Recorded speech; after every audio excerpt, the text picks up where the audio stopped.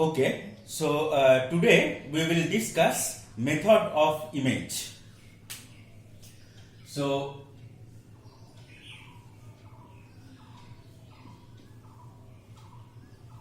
method of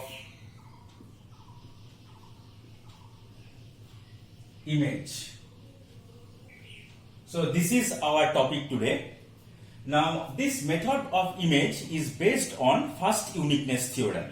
We will see during our discussion that this method of image is based on first uniqueness theorem. Okay, now we will solve a problem, that is a point charge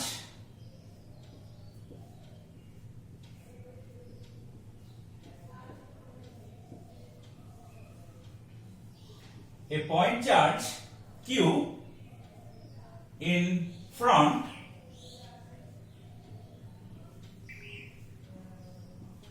of an infinite grounded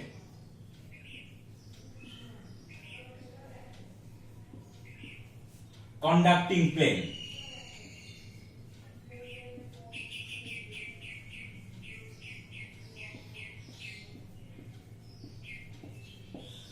So we have a system in which we have a point charge Q located in front of an infinite grounded conducting plane. Okay, now for simplicity we assume that our infinite grounded conducting plane is in the XY plane. Okay, so for simplicity we will assume that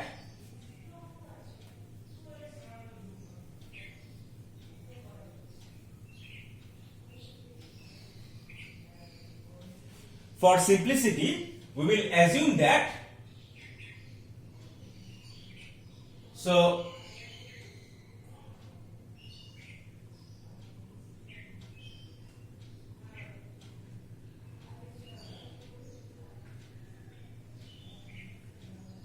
this is the x-axis,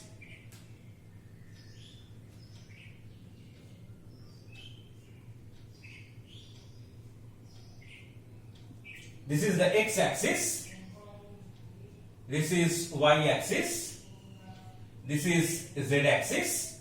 Now our infinite grounded conducting plane is in the xy plane.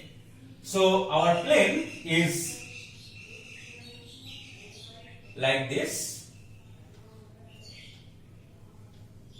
We have a plane in the xy plane. So this plane extends up to infinity.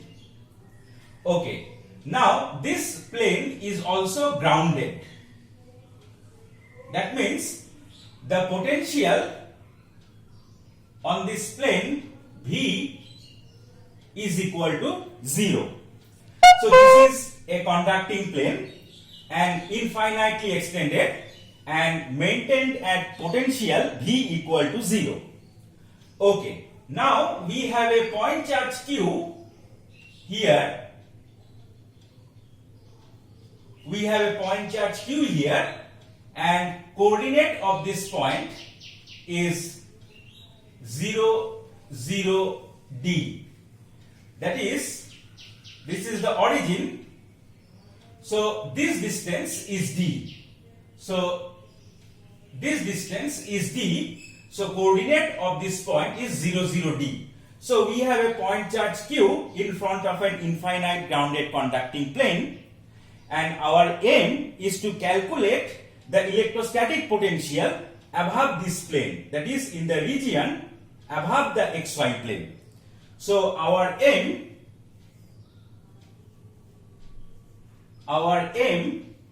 is to calculate the potential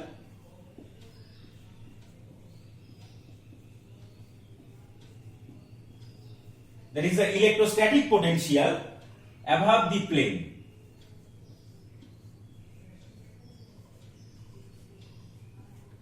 above the plane, that is z greater than 0. Z greater than 0 means above the xy plane. So this is our aim. Okay. Now, so we will see what are the boundaries of the region above the plane. What are the two boundaries? Now, one boundary is the xy plane. The region above the xy plane is bounded by xy plane itself. So xy plane is one boundary. So boundaries of the region. So one boundary is xy plane and another boundary is the surface lying at infinity. So surface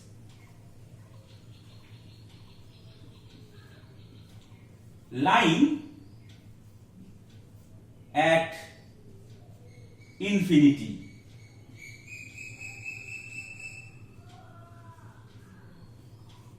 So the two boundaries of this region are the xy plane and the surface lying at infinity. Now we will see what is the value of the potential on the two boundaries. Now we can see from here that on the first boundary, that is in the xy plane, V is equal to 0. That is, the potential is equal to 0. And the surface lying at infinity, that surface is so far away from the charges here that their effect will be 0 at the surface on the lying at infinity. So on the surface lying at infinity, the potential is 0. So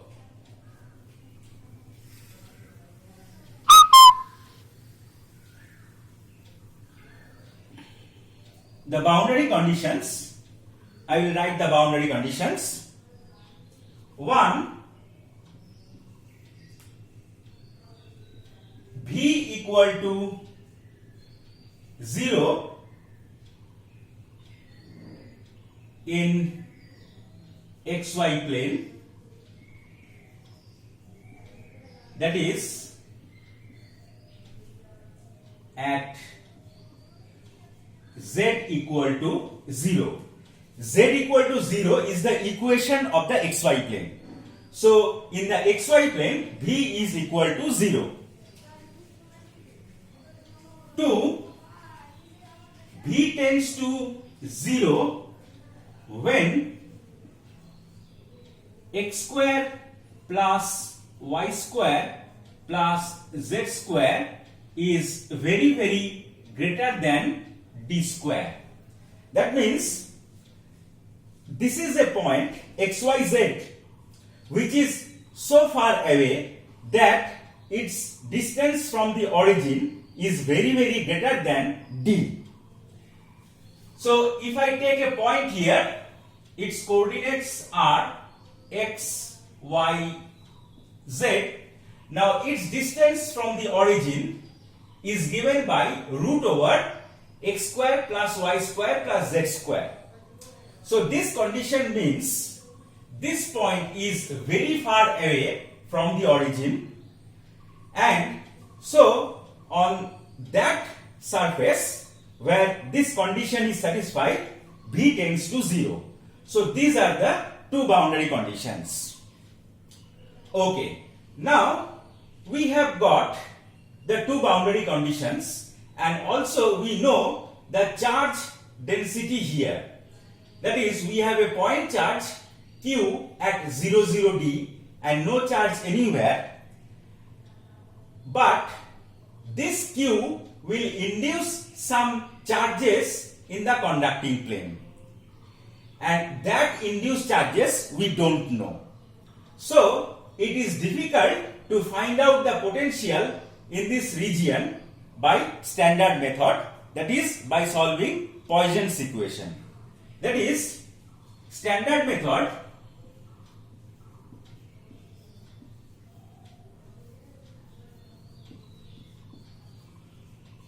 is to solve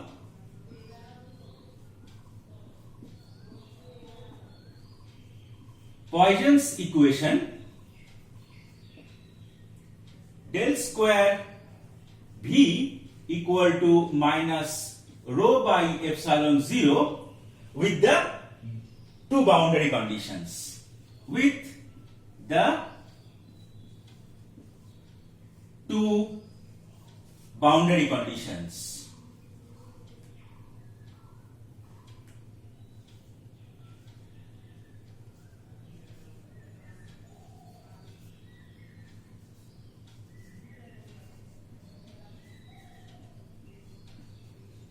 So this is the standard method of finding out the potential above the xy plane. Now, to solve this Poisson's equation, it is difficult because rho is not known everywhere. Here it is known, but the potential in this region will have a contribution from the induced charges in the conducting plane. This induced charges is due to the presence of plus q here. This plus q will induce some negative charges in the conducting plane, and those induced charges, since we don't know, so we cannot calculate the potential above the xy plane by this standard technique. So we take the help of the method of images. Now what is that?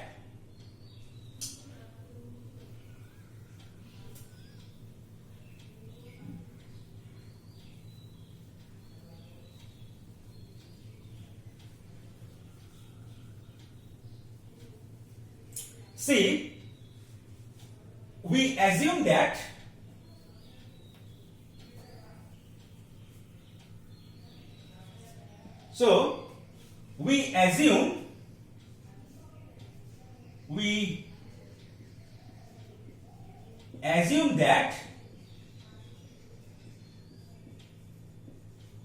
there is no conducting plane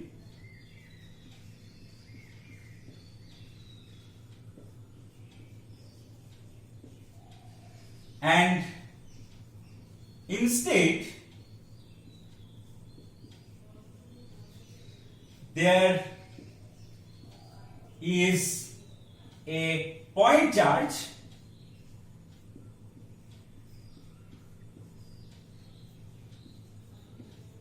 minus q at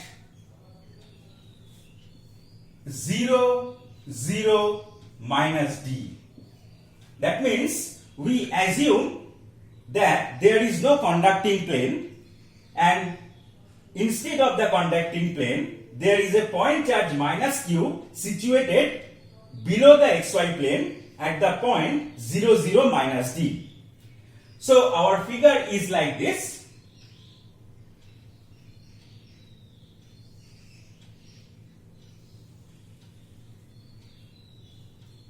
This is the x-axis, y-axis, z-axis.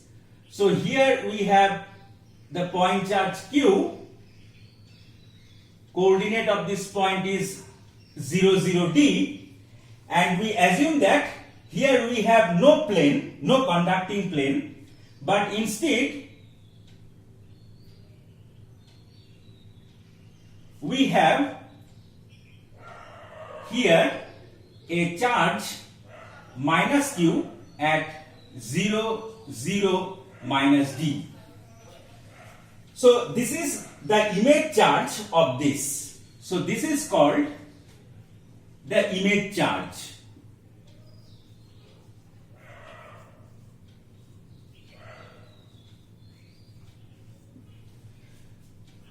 Now, for this configuration of 2 point charges, we will calculate the potential at a point lying above the xy plane. So suppose we take a point here the coordinate of this point is xyz. So we will calculate the potential at this point due to this charge and due to this charge. So we need this distance and this distance. Now from coordinate geometry, we already write down the distance between those points. So the distance between this point and this point is root over x square plus y square plus z minus d whole square. And distance between this point and this point is root over x square plus y square plus z plus d whole square. So the potential at this point due to this charge and this charge is V at xyz, that is equal to 1 by 4 pi epsilon 0. Then due to this charge, potential will be Q divided by this distance. So this distance is root over x square plus y square plus z minus d whole square. So this is the potential due to this point charge at this point. Okay. Now the potential due to this charge at this point, I will write down, that will be minus Q divided by root over x square plus y square plus z. Since this is minus d, so I will have z plus d whole square. So this is the net potential at this point due to this charge and this charge. So we have taken a completely different system. We have removed the xy conducting plane from the xy plane, and instead we have taken a point charge minus q below the xy plane at 0, 0 and minus d, and we are writing the potential at an arbitrary point above the xy plane due to these two charges, and that potential is this. Okay, now see, this expression of the potential is satisfying the two boundary conditions. See, this vuxyz is equal to 0 at z equal to 0. See, z equal to 0 means xy plane. Now if you put z equal to 0 here, I will have root over x square plus y square plus d square, and also if you put z equal to 0 here, it will be root over x square plus y square plus d square. So these two terms will cancel and v will be 0 at z equal to 0, that is in the xy plane. So we see that this expression of the potential is satisfying the first boundary condition. Okay, now Vxyz also tends to 0 when x square plus y square plus z square is very greater than d square. That means when this point is very far away, then this x square plus y square plus z square will be very greater than d square. That means the denominator of these two terms are very large. So since the denominator becomes very large, this denominator also becomes very large, so v tends to 0. So we see that this expression of the potential is satisfying the two boundary conditions which I have written just few minutes ago. And also, looking at this expression, we can see that this expression of the potential agrees with the condition that there is a point charge q at 0, 0 d, because since there is a point charge at 0,0 I have this term. So this expression of the potential is satisfying or agreeing with the charge distribution above the xy plane. Okay. So now from the corollary of first uniqueness theorem, which says that the potential in a region is uniquely determined if the charge density throughout the region is known and also the potential is specified on the two boundaries. Now here our potential is already specified on the two boundaries.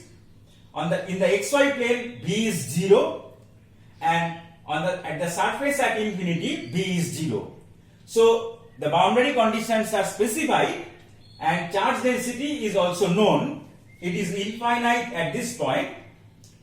So there will be a unique function, only a single function, potential function, which will satisfy the two boundary conditions and also will agree with with the charge distribution in this region, that is Q at 0,0 Now see, we have written a potential function which is satisfying the two boundary conditions and also agree with the fact that there is a point charge Q at 0,0 So therefore, this potential function represents the potential above the xy plane. So this guarantee is given by the first uniqueness theorem. So this is the expression of the potential above the xy plane, which is our aim. That is to find out the potential above the xy plane. See, below the xy plane, we have a different condition. We have a minus q here. So, but we are not interested in the region below the xy plane. We are interested in the region above the xy plane, and this potential function is satisfying that. So this is the expression of the potential above the xy plane. Okay. Now we will see what is the induced charge in the conducting plane due to this charge, induced charge. Now we know that in the xy plane there will be a induced charge. See, we will return to our original problem, that is there is a conducting plane, and in the conducting plane this point charge will induce some charge that will be a surface charge, and that surface charge density